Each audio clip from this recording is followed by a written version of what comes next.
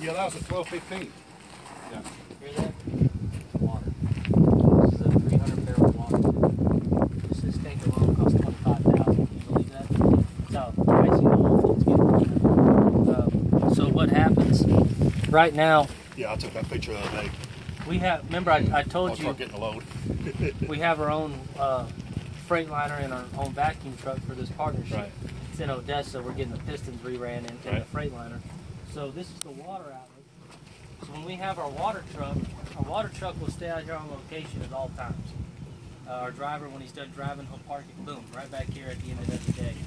But he'll take our water out of this, and he'll move it to our lease down the road, dispose of it, lowers our operating costs for all of us on this lease. The 1B will be the same deal. We'll have our own water truck for that venture right there, so we don't have to worry about that. This is your oil outlet. So these two tanks right here are the oil tanks. Okay, these are the money tanks. The hell with that tank. That tank, that's bullshit tank. We like these tanks. We have a storage capacity on this lease of these are 210 barrel tanks. Okay, so 420 barrels of storage. All right, now these tanks are rigged. Just to put these tanks in place, we spent about $40,000 of rigging. We didn't have to make all the necessary stuff, and we have it all regulated to where if we ever have corrosion come at the bottom of these tanks, if we ever have, it's called BS, that's never bullshit, it's bottom hole settlement. If we ever have bottom settlement in these tanks, we have different lines, like this line right here. Okay. I can drop chemicals in this line, our pumper can, and it will circulate the tanks, and you just, it helps, because years down the road, when you've been pumping a well for 10 years, you're going to get some perm and whatever in there. And these right here, these aren't even necessary. Technically, I don't have to have these booms coming out off these tanks. I can have an oil buyer tap in directly to there, but this is all railroad commission. They like to see this. The railroad commission comes out here and they see that this is obviously you can see how clean this lease is. Yeah. They don't jack with this, you know what I mean? It's just a good presence where they understand that you're doing everything in your power to keep oil contained and you're going by the book. So that's what they are. If you want to see live oil, there's probably some in here. It's green. Yeah. Very, very thin.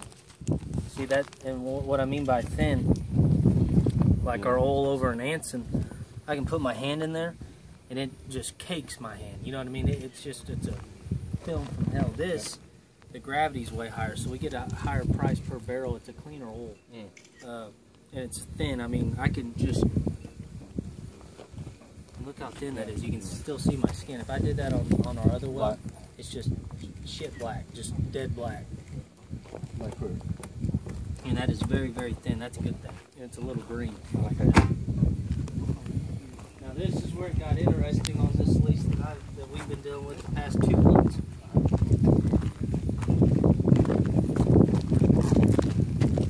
This is an extreme separating system what we have rigged here. This is not your average setup in Coleman County. This is some pretty big boy stuff right here. This is taking in 3 wells. It takes in the number 1, the number 2, and the number 3. Okay. It gets pumped in here. Basically, your gas goes straight out the top, out this way. Your water goes low, your oil goes high. Right here. So water gets pumped in. So that's where it's separated. We drilled the number 4. Number 4 came on so hot and heavy that we couldn't even feed the gas in there because it was going to blow that. It was literally going to blow it into pieces. So we got the idea. We popped that glass out, remember? Yeah. We got the idea we'll run a 3rd separator.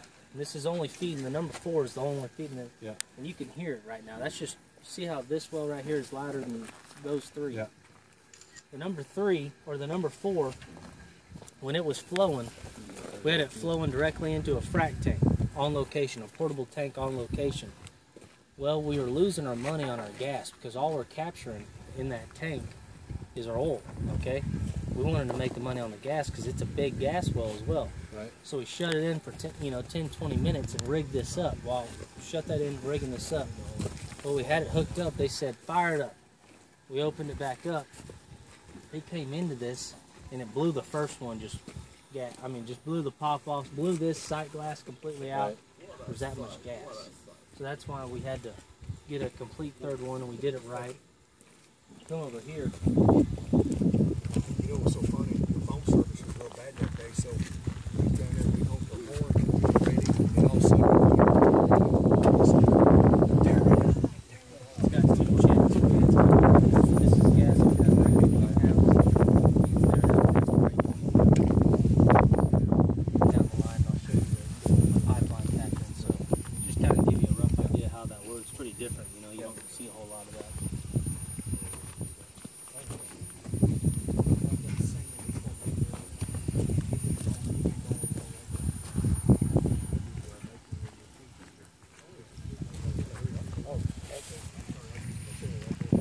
You want to come up here? I'll show you this.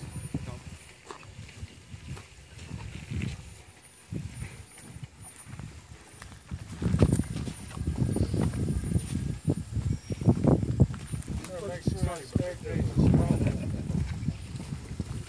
You got a load up there now.